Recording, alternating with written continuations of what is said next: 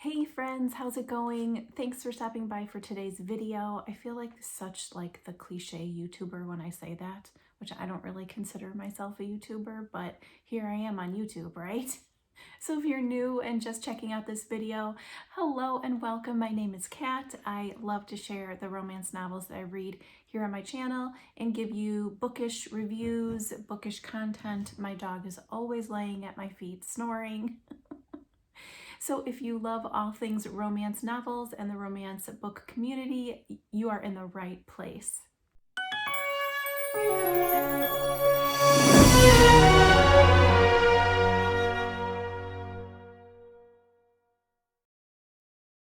I would love for you to consider subscribing while you're here and giving the video a thumbs up. It really does help my channel. So the new author that I read, which is so exciting, I've actually been able to do that a couple times in the past couple months, which is really nice. My reading schedule gets really full, really far in advance, which is a great reader problem to have, but it doesn't always open the door for me to be able to read new authors. But I finally got to read a book by S.R. Jones. She writes under S.R. Jones and Skye Jones. She has a whole bunch of books, which is always really exciting when I see an author's backlist is like that, but also a little daunting, I'll be honest. The great thing about this book is that it's the first book in a kind of spin-off series from her dark Mafia romance series. Priest is the title. Hello, look at the cover.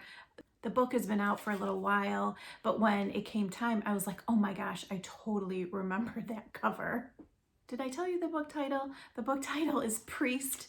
It's the first book in her Bravata Blood 5 series, which are dark Mafia romances. The nice thing that I found myself realizing as I was reading was you could tell it was the first book in the series, but also that she brought previous characters from her previous dark Mafia romance books. So I was really happy to be introduced to those characters, even though they're older characters of her, but in this book, if that makes any sense. I felt like I knew she was building a world here with this first book, and that also made me excited to read the next books. I felt like I was straddling the line between knowing about Constantine and, is it Andreas, I think? A little bit, and definitely like piquing my interest, and then also meeting these new characters, Priest in this book, and then the next book I believe is about Cole, and feeling like, okay, I totally want to read those, you know? So it was a good mix of old and new in this book, definitely bridging the gap. Rose is a Mafia princess. It's Eastern European. I can't remember exactly where they're from, and I don't want to get it wrong, but it's definitely an Eastern European vibe. She talks about being in Dubrovnik, so over there. Her mom died or left the family, and her father has kept her quite separate from his life to keep her out of danger. But that leaves Rose by herself. She's college age in the book. She's so funny. She's studying psychology because she wants to understand the criminal mind, which I thought was really interesting. She's got a lot of spunk and sass. I really liked Rose from the get-go. But also when the book starts, girlfriend is in a lot of trouble. She has been kidnapped by enemies of her father, even though he's tried desperately to keep her safe. And it's not pretty. It is a dark romance for a reason. It fits under that genre, yes. So she is literally in a bad place. In comes Priest, who is the other main character, and Priest is an ex-Navy SEAL. He now works for a private security firm and has been hired by her father to go in and rescue her. Rose is strong and confident and smart and quick-witted, and definitely, even though she's been kind of sheltered and had anything she wanted in the world, more money than she, knows what to do with, but it's all her father's. She's wondering where that money comes from. She's not dumb. Priest, on the other hand, is exactly who I love to read about. He's a strong protector, like don't touch her vibes. I love that Skye talked about the hero complex, and I totally have that. But Priest just ticked all of my boxes, and I loved him right away. I'm sorry, I'm having my voice on and off in here.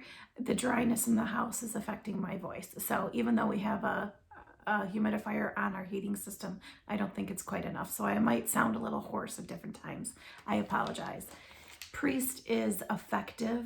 He prefers to be alone. He definitely has battle scars. I liked how Skye gave those to us. And it was interesting because they were both alone in their lives. Roze basically on the daily, because she doesn't want to have too many relationships and friendships because she worries that something could happen. And on the other side, on the daily, Priest is by himself because he has figured out that he needs to keep his zen and how to do that to be able to continue to live his life. So I thought that was kind of interesting how they were both alone and yet living their lives the best way that either one of them could. I really liked them both as characters. Roze made me laugh, made me giggle, made me feel like a kinship, because as she was swooning over, and it's not like sappy swooning, there's definitely an edge to this book, but as she was kind of swooning over all that Priest is, and he's this large, imposing, 6'6", muscly, thick dude, and she's like, whew, wow, I liked how aware Priest was. There's a bit of an age difference between them. He knows about the whole hero worship thing, but he's drawn to her in a way that he hasn't not only not allowed himself to be for a long time, but also recognized from the get-go that he was drawn to her. And I really liked that. It wasn't like he was ignoring his feelings. He was trying to tamp them down, and his body was not allowing that to happen. And his heart wasn't allowing that to happen. And he was recognizing all of that as it was happening. There's definitely a ton of drama and danger and chemistry and spicy in this book. If you're new here, I do like to share some of my favorite passages and lines from the book. Often, it's usually from the male perspective that I highlight a lot of because I can easily connect with the female characters. So I've got a couple from Priest and a couple from Roze's perspective as well. These are just little like aha moments or moments that made me take pause. And I'm not going to go into what else because I want to intrigue you and I want to entice you to read the book. But the first one is from Priest. This girl, this beautiful, lost, crying girl is effing with my zen. And she was. And then he went on to say, shit, maybe I should have had someone else with me on this. I know I can keep Roze safe, but can I keep her whole? Oh, he realizes and she realizes the traumatic event that she's been through is definitely something they need to be aware of, and how she's managing her feelings and the trauma of it all. The next one is from Priest as well. I'm going to bed, she says. Then she fixes me with an arch glance. That's not an invite, by the way, or a come on, Mr. Up himself. I'm sorry that I stupidly thought I could lean into you. I felt scared and alone for days, and you came and rescued me. You saved me, and you make me feel safe. Sorry if that bothers you. She stands and marches out of the room, her hair swinging as she does so. Upstairs, a few moments later, I hear her door close.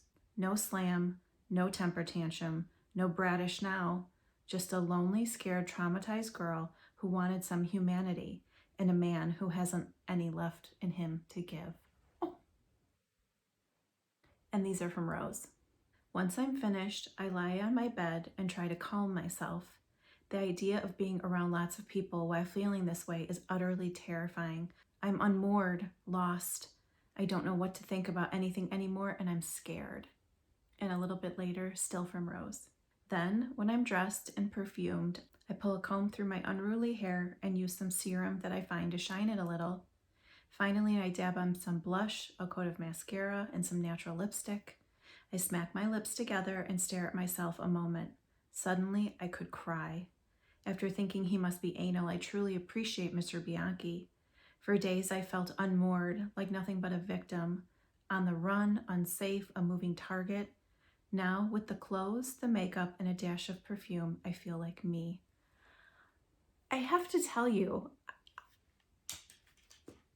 I was wholly impressed because Skye's a new author to me. The amount of emotion and feeling and awareness that these characters had in the story, the way she wrote it, I am now a huge fan. This was nitty-gritty, dark, seedy people. Not the characters, obviously, but the world around them. And I love that she wrote a love story with that going around in the background, and yet so focused on these two characters. We got to know them so well. I was rooting for them. I was waiting for the other shoe to fall. I was fanning myself. I loved it. Great freaking book by a new to me author. Don't forget to come over to my social media and say hello to me over there, which is katreadsromance on Facebook, Instagram, and TikTok. All the links are down in the description box below. Thanks for hanging out with me today, guys. I'll see you very soon. Bye.